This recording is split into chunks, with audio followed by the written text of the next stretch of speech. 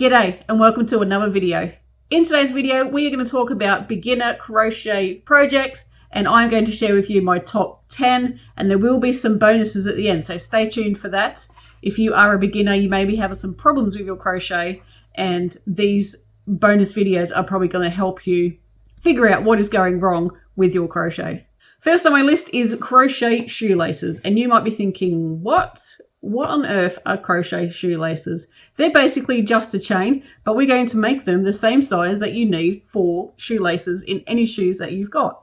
You'll see on the photo here, these are a pair of my shoes, and I made them really cool, bright colors or color.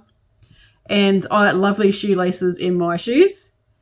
These are the perfect project for a beginner because it doesn't matter if your chains aren't all the same size or your tension isn't the best. Once you've got them in your shoes and you've got them tied up, no one's going to know. And if they do, they are seriously way too close to your feet. Next up on my list is my crochet wind spinner. You will learn different stitches making this project, and I've had some really great feedback from this crochet wind spinner. I've had advanced crocheters, I've had beginner crocheters, all love this pattern. You can use any yarn that you like. You can use different yarns throughout the project. You can stick with one yarn throughout the project. In my wind spinner, I actually used a color changing yarn, so that's why you can see mine is all different colors. And if you make a mistake, it's really not that bad because you're really not going to see it. Easy crochet necklace. This uses crochet cotton and also beads, and you incorporate them to make a crochet necklace. The crochet part of it, again, is all chains, but by adding the beads, it makes it look a little bit more fancy and is a great project to practice your tension for your crochet. Next up on my list is the Easy Crochet Ribbed Scarf. I had to look over there to my computer screen because I literally could not remember the name of it. I made this video tutorial in 2013. Where does time go? Honest. Oh my gosh, that's like 12 years ago. Wow.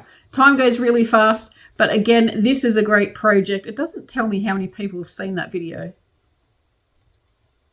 Let me just click on it.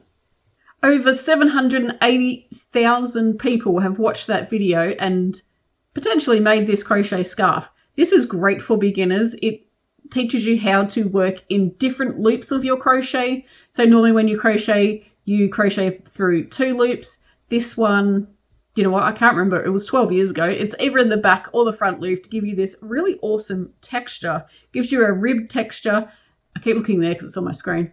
And I have used 2 different coloured yarns. So it gives you a mild, can't even say that word, M-A-R-L-E-D, look about your project. You could use the same colour. You can use 2 different colours. This project is easy because you make a long chain and then you crochet back across, and then you just crochet in rows. There's no crocheting the rounds to sort of like further confuse you. That's kind of like the next level up, working in the round, but working side to side is quite easy.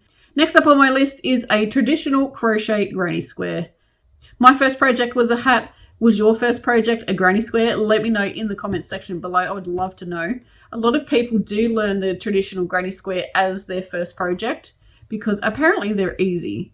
Now, personally, it took me 4 years to figure out how to make a granny square. Now, we are talking about back before I really discovered YouTube. This is where I very first started to crochet. I've crocheted for about 22 years.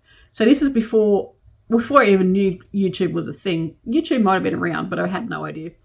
And I tried to learn how to make a granny square. And I actually think it was the teachers. They were going too fast for my crochet knowledge. They had to dumb it down. I need to ask you a million questions, and you need to be a video tutorial because I need to rewind you 1,000 times before it even sinks in.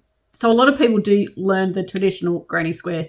I recently did an in-person class and I was asked to be a teacher, but I wasn't asked what project to do. So I just turned up and then I was teaching the project. And it was a granny square and it was a bunch of beginners. I had 3 people as my students. I would have actually preferred one person because I think when you learn, it needs to be one-on-one. Unless you're really good at picking stuff up, I think it needs to be one-on-one to just really have that guidance and the attention and someone watching you 100% of the time instead of like 30%, 33% of the time if there's 3 of you trying to learn. But lots of people learn the traditional granny square and it is useful for so many things. You can just keep going with the granny square and make it a big blanket. You can make smaller ones for bags. Let me know what you use your granny squares for in the comment section below. Next up is my granny stitch cowl. I call it a granny stitch. Some people call it a granny cluster. It is when you work 3 double crochets into the same space. Sounds easy, right? That's pretty much what this whole project is about. It is just 3 stitches in a space, in a hole. The technical word is space. You can call it a hole. You can see on the project that it creates little spaces or holes as you crochet. And if you've made a traditional granny square, you will know what I'm talking about. This is basically the same stitch. Well, it is the same stitches in a granny square. It's just worked straight and you work in the round. And you can just keep crocheting until the ball of yarn runs out, depending on the size of the ball of yarn, of course. But it's a really simple project. There's no joining in this crochet cowl, so it makes it even easier to do. Sticking with the granny stitch or granny square theme, this next project is my granny square hat. Looking at it, does it look like a granny square? I don't think so. It is. It is just a granny square at the top, and then you continue to crochet without increasing. Don't let that confuse you because it's super simple to do. But you crochet a granny square, continue without decreasing, and then put a couple of rows of single crochet, half double crochet, whatever you want to choose, on the edge. And voila, you have a crochet hat made from a granny square. Yeah, it sounds too good to be true, but it's not. It's a really great project if you've mastered a granny square. The next up on my list is the V-stitch scarf, and this is an easy project. Once you have learnt how to do the V-stitch, which is just a double crochet, a chain, and a double crochet, you're on your way. So once you have learned your basic stitches, I would highly recommend doing the V-stitch scarf. You can also use this video tutorial to make a blanket, but I would recommend, if you are a beginner, you're going to crochet a lot slower than someone who is more advanced. So I would recommend making the scarf instead of the blanket so that you get that instant satisfaction. You can see your project growing. And I think that's what a lot of beginners, if they start with blankets, it grows very slowly. Even for an advanced, I wouldn't say I'm advanced. I would say I am an intermediate to an advanced crocheter. I definitely wouldn't say I am an advanced by itself, but I have crocheted for a long time, so I do have a lot of speed when I crochet. Even for me, blankets grow so slowly. They're not my favorite thing to make. Definitely not my favorite thing to make. I'd rather make a crochet hat or a scarf or something smaller so I get that instant satisfaction. Going with the granny stitch theme or the granny cluster theme again, you've got the granny stripe blanket. This is an excellent project. If I'm making a blanket, I do enjoy making the granny stripe pattern. This is the granny stitch or the granny cluster, and it is worked straight across. So instead of working in the middle and then building on your square, you just work straight across, you turn and you go back the other way. It is very mindless. Of course, if you are an advanced or an intermediate crocheter, this will be a very mindless project. You're not going to have to concentrate too much at all. And if you are a beginner crocheter, you are going to find this easy, and it's repetitive, so it gets you learning the stitch. It also gets you to practice your tension, which is a great thing in crochet. I've picked this next pattern as a beginner project. When you look at it, you might think that does not look like a beginner project, but it is the Crochet Loofa. The Crochet Loofa, there's no U, it's a double O. The Crochet Loofa is basically a whole bunch of stitches, and you get way too many in there, and that's what makes it ruffle. I think that's a great beginner's project because when you start it off, you start in the middle. It's the bit you're not going to see. So if you're practicing your tension and practicing your stitches, the bit in the middle, no one's going to see it. The bit on the outside is when you've practiced your tension, you've practiced your stitches, and you've really got to know what you're supposed to be doing. So the outside of the project, the Crochet Loofa, is amazing. These make great gifts for people. I made the one on this video tutorial was a gift for my friend, and I think they are great. I made this one out of cotton. I don't know if you could make it out of acrylic. Let me know. Have you made the Crochet Loofa? Loofa, not Loofa. It's a person. I've got a friend called Loofa. Now I've got to try and say his name correctly. What was I saying? So I have 2 bonus videos for you if you are a crochet beginner. Even if you're not a beginner, I know that people have this problem every now and again because they're not paying attention. I'm going to put my hand up and say, just recently, I think it was a blanket that I was making. I was crocheting a border on a blanket and it was going so roughly. And I was like, what am I doing wrong? I knew what I was doing wrong, but I couldn't see what I was doing wrong, if that makes sense. I couldn't see that my stitches were wrong.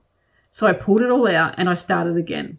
Now, the reason that your project starts to ruffle, if you're making a crochet edging or if you're making a crocheted scarf maybe, or a blanket, if it's starting to ruffle, but it's supposed to be straight across, it means you have put in too many stitches. Created this fabric which has too much fabric, so stitches, in your project, and it's just going to ruffle, and it's never going to lay straight or lay flat.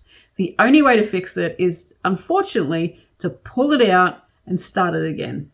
I don't know. Is there a magic way to make it not ruffle and keep going? I don't think there is. Let me know if you've got any tips and tricks for that down below in the comments section, because I'd love to know. I have not yet to figure that out. Once it ruffles, it's ruffling forever. If you want ruffles, that's it. Awesome. And in the project that is the wind spinner, you see how it curls around like that? That's because we started with a chain and we put in too many stitches on purpose, and it made it, if you tried to lay that flat, it would just be a big ruffle. But what we've done is we've just helped it twist, and that's why it does it. If we just made a chain and then crocheted 1 stitch in every stitch, it wouldn't do that curly business. The second bonus video that I have for you is I'm just reading my own writing there, how to keep a straight edge. Now, put your hand up, because beginners are probably going to watch this video. If you're not a beginner and you've crocheted a little bit longer than that, let me know. Put your hand up if you have made a project and the edges have not stayed straight. So let's say you're trying to make a square, or you've made a scarf or a rectangle where you chain a heap of chains and then you crochet up. Put your hand up if you have done that before.